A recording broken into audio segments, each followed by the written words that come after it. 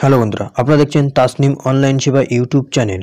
তো বন্ধুরা, কেন্দ্রীয় সরকার নরেন্দ্র মোদী তার দেশের জনগণের জন্য আবার একটি নতুন প্রকল্প চালু করলেন, যে প্রকল্পটির নাম দিয়েছেন স্বর্ণিমা প্রকল্প।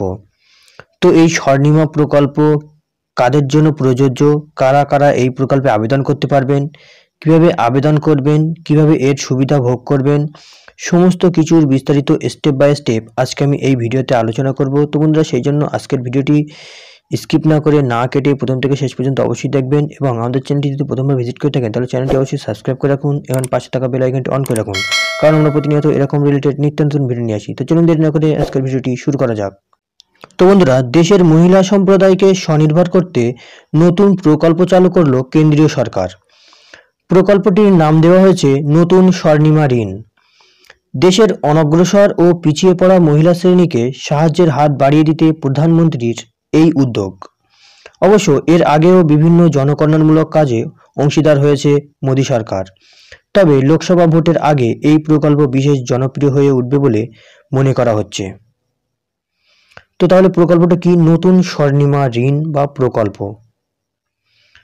তো এই প্রকল্পে কিভাবে আবেদন করা যাবে, কি উপকার পাওয়া যাবে, এই প্রকল্পের সুবিধা কিভাবে ভোগ করব, আমরা সমস্ত কিছু আজকের ভিডিওতে আলোচনা করব। তো চলুন সামনের দিকে এগিয়ে যাওয়া যাক। বিগত বছর 2021 সালে পশ্চিমবঙ্গে সাধারণ ও অনগ্রসর মহিলা জাতিকে সাহায্যের হাত বাড়িয়ে দিতে মুখ্যমন্ত্রীর তরফে চালু করা হয়েছিল লক্ষ্মীর ভাণ্ডার। প্রত্যেক মহিলাকে মাসিক কিছু টাকার বিনিময়ে স্বনির্ভর করতে তুলে মুখ্যমন্ত্রীর এই পদক্ষেপ বিশেষ উল্লেখযোগ্য ভূমিকা রাখে। আর মুখ্যমন্ত্রীর এই প্রচেষ্টার অনুকরণে প্রধানমন্ত্রীর এই নব উদ্যোগ মহিলাদের আশার আলো দেখাচ্ছে। National backward class finance and development কর্পোরেশনের উদ্যোগে এই স্বর্ণিমা স্কিম কেবল অনগ্রসর শ্রেণীর মহিলাদের সাহায্যের হাত বাড়িয়ে দিতে উদ্যোগ নেওয়া হয়েছে। এই প্রকল্পের উদ্দেশ্য মহিলাদের স্বাবলম্বী করে তোলা। তো প্রকল্পের নাম কেন্দ্র সরকারের স্বর্ণিমা প্রকল্প। কারা আবেদন করতে পারবেন?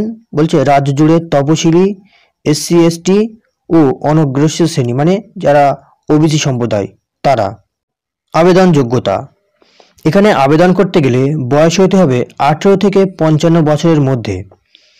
পরিবারের বার্ষিক ইনকাম হতে হবে 3 লক্ষ টাকার কম। তার মানে এখানে আবেদন করতে গেলে আপনি যদি এসসি এসটি অথবা ওবিসি সম্প্রদায়ের মহিলা হয়ে থাকেন তাহলে আবেদন করতে পারবেন, এবং পরিবারের বার্ষিক আয় 3 লক্ষ টাকার কম হতে হবে এবং বয়স হতে হবে 18 থেকে 55 বছরের মধ্যে। শুধুমাত্র মহিলারাই এখানে আবেদন করতে পারবেন। তারপর কি বলা হচ্ছে? তারপর বলা হচ্ছে এই প্রকল্পে কি কি সুবিধা পাবেন। ইতিমধ্যে national backward class finance and development কর্পোরেশনের নানা প্রকল্পের মাধ্যমে পিছিয়ে পড়া তপশিলি অর্থাৎ এসসি এসটি ও অনগ্রসর শ্রেণী অর্থাৎ ওবিসি সম্প্রদায়ের মহিলাদের ঋণ দিয়ে স্বাবলম্বী করার উদ্দেশ্য এই প্রকল্প চালু করা হয়েছে। মহিলারা মূলত এই স্বর্ণিমা স্কিমের অধীনে থেকে নিজেদের চলমান ব্যবসায় নতুন মুখ দেখাতে পারবেন। তেমন নতুন কোনো ব্যবসা উদ্যোগেও শুরু করতে পারেন। মানে কোনো যদি মহিলা কোনো ব্যবসা করে থাকেন, সেই ব্যবসার জন্য এই প্রকল্পের মাধ্যমে ঋণ নিয়ে ব্যবসায় উন্নতি ঘটাতে পারেন, অথবা কেউ এই প্রকল্পের মাধ্যমে ঋণ নিয়ে নতুন ব্যবসাও শুরু করতে পারেন। তবে তাকে অবশ্যই তপশিলি অথবা অনগ্রসর শ্রেণীর মহিলা হতে হবে এবং বয়স হতে হবে 18 থেকে 55 বছরের মধ্যে। তো তারপর কি বলা হচ্ছে? সরকার প্রদত্ত এই প্রকল্পে মহিলারা সর্বোচ্চ 2 লক্ষ টাকা পর্যন্ত এককালীন ঋণের জন্য আবেদন করতে পারবেন।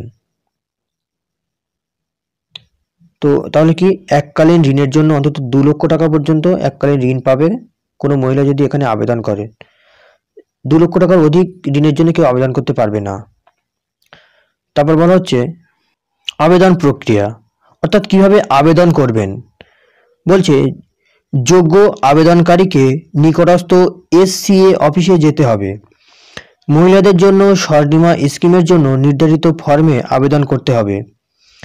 আপনি এই একটা লিঙ্ক দেওয়া আছে, এই লিঙ্ক ফলো করে আপনার নিকটতম এসসি অফিস কোথায় আছে সেটা বার করতে পারবেন। এই লিঙ্কটি আমি ডেসক্রিপশনে দিয়ে রাখবো।